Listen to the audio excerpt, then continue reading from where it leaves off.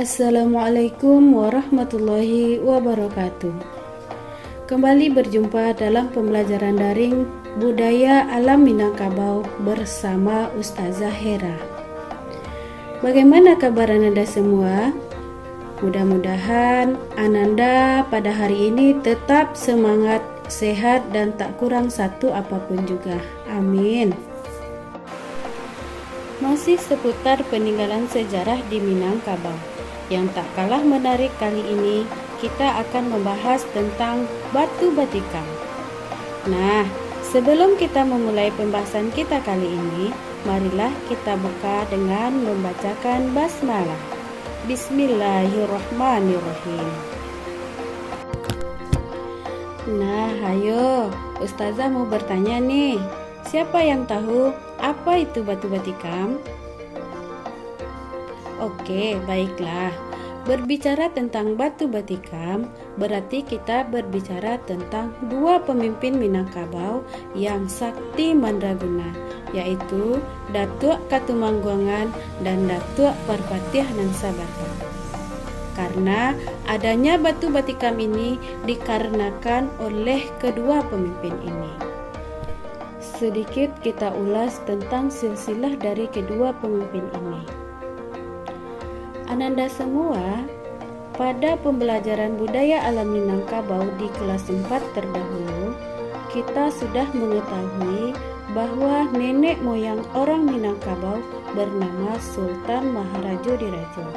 Beliau adalah salah seorang putra dari Sultan Iskandar Zulkarnain dari Kerajaan Macedonia.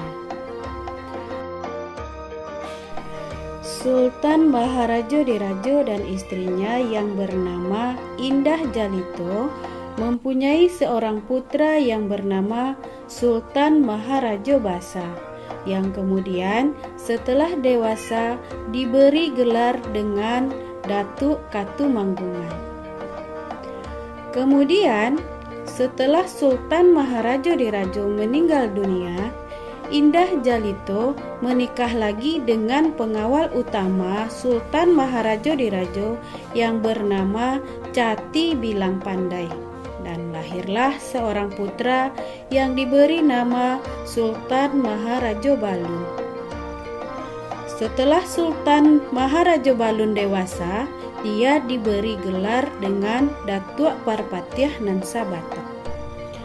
Dapat disimpulkan bahwa Datuk Katumangguangan dan Datuk Parpatiah Nangsabata adalah saudara satu ibu, beda ayahnya, yang nantinya kedua saudara ini akan menjadi pemimpin di Minangkabau.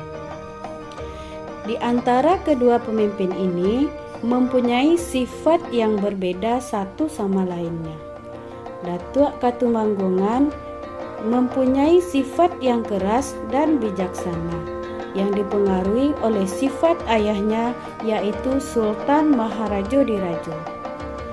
Dan hal ini berpengaruh juga terhadap gaya kepemimpinannya, yaitu segala sesuatu ditentukan oleh pemimpin, yang mencakup semua aturan-aturan dalam kepemimpinannya. Berbeda dengan Datuk Parpatiah Nangsabata, beliau memiliki sifat yang lemah lembut namun bijaksana, yang dipengaruhi oleh sifat ayahnya, yaitu Cati Bilang Pandai. Untuk mengambil keputusan, beliau sudah terbiasa memusyawarahkannya terlebih dahulu, dan hal ini juga berpengaruh terhadap gaya kepemimpinannya yang suka bermusyawarah tersebut. Bagaimanakah kisah terjadinya batu batikam tersebut?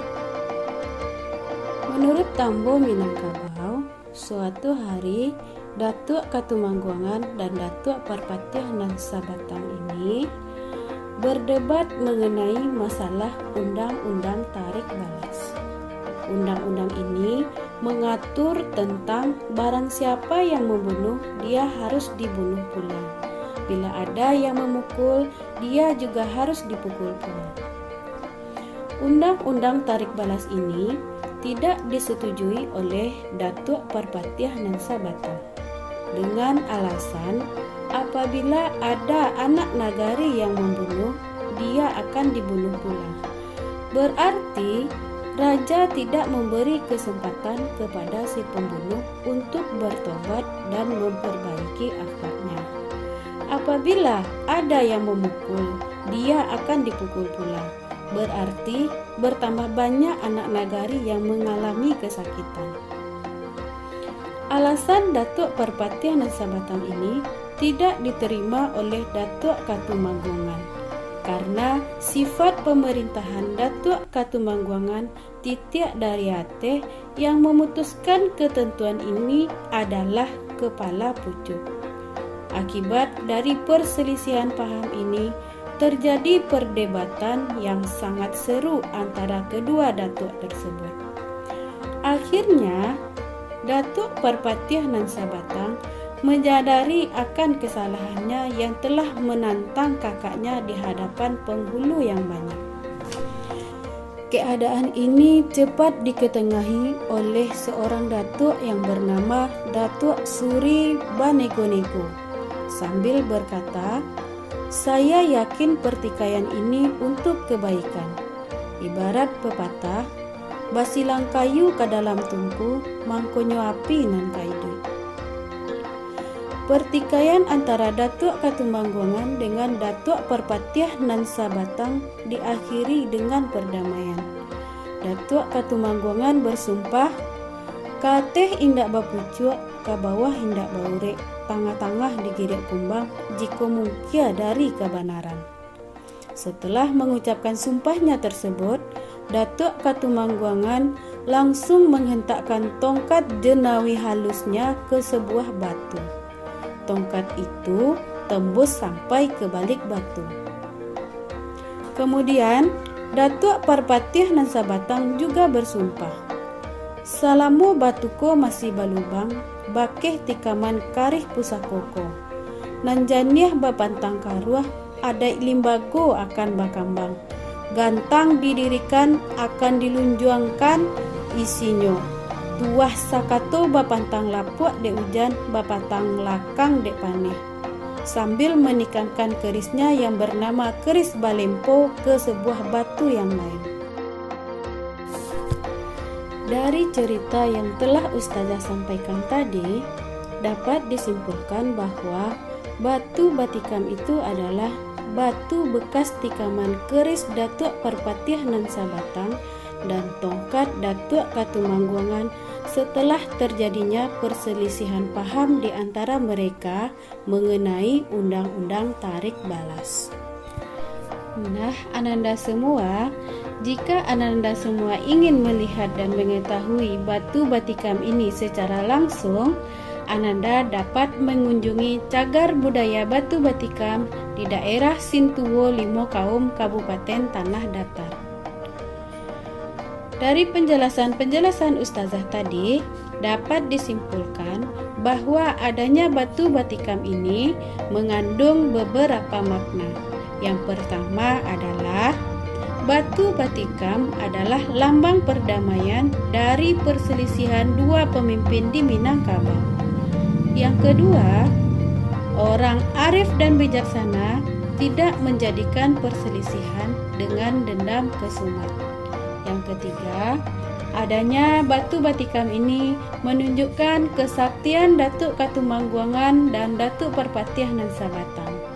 Dan yang terakhir adalah batu batikam ini merupakan peninggalan sejarah yang dapat dijadikan untuk objek wisata. Nah, Ananda semua, demikianlah pembahasan kita kali ini. Mudah-mudahan ada manfaatnya bagi kita semua. Kita tutup pembahasan ini dengan membacakan hamdalah. Alhamdulillahirabbil alamin. Assalamualaikum warahmatullahi wabarakatuh.